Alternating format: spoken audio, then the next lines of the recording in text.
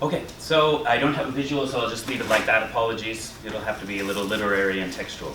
In a collection of poetry written in the aftermath of the 2004 tsunami that devastated the Indian Ocean world, Sri Lankan poet and writer Jean Arasanayagam asks, who can ascribe emotion to the wave?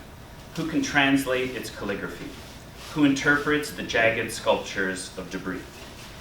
Her questions prompt us to consider not only how knowledge is produced in relation to the sea, but also who occupies the seat of enunciation in these discursive practices. In literary studies, the problem, as Timothy Morton suggests, is in the disciplinary fine print that sets the terms and conditions of our engagement with the environments depicted in the text, but also the environments that surround us.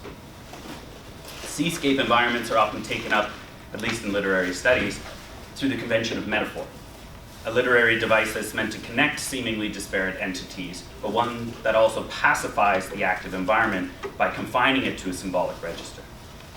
In Ramesh Gunasekare's novel Reef, which was published in 1994, and it's set in Sri Lanka just at the end of the colonial era, the sea is used as a reservoir for the extraction of allegorical or metaphorical meaning.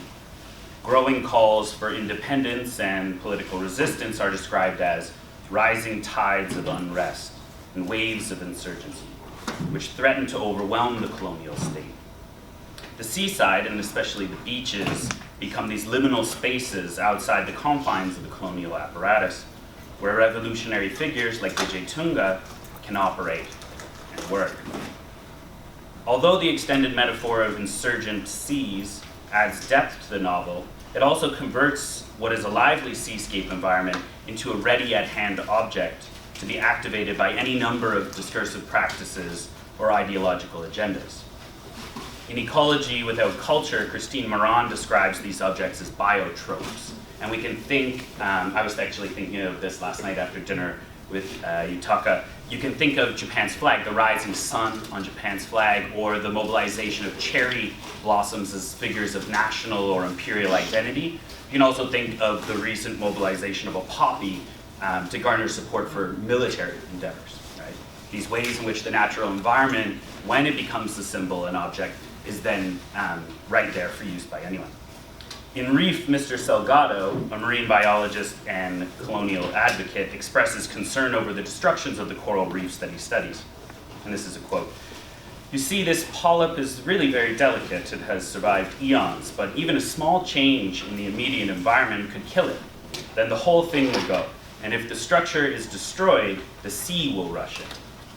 As political resistance is symbolically aligned with the force of the sea, the deep structures of coral reefs are activated as symbols of a colonial system, making them seem inevitable and positioning them as the natural barrier that stands between the island and disaster.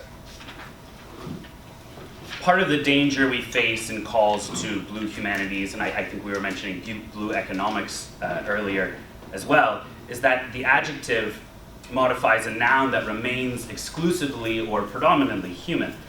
And the ocean often just slips back into the background. As Edward Said warns us, the power to narrate or to block other narratives from forming and emerging is essential to culture and imperialism and constitutes one of the main connections between them.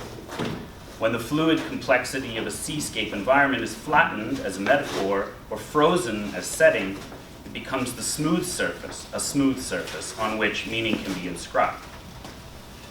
Rather than occupying the seat of enunciation, the seascape is already enunciated through a kind of blue Orientalism, where its dynamic possibilities are overwritten and contained within the dominant narratives that teach us about the sea, or by speaking for it, rather than learning from it or interacting by interacting with it. And I think that's the intervention as the student on the panel. I think that's the pivot, right? Is learning to learn from the sea, or how can we put ourselves in the position of the student rather than the expert or the teacher.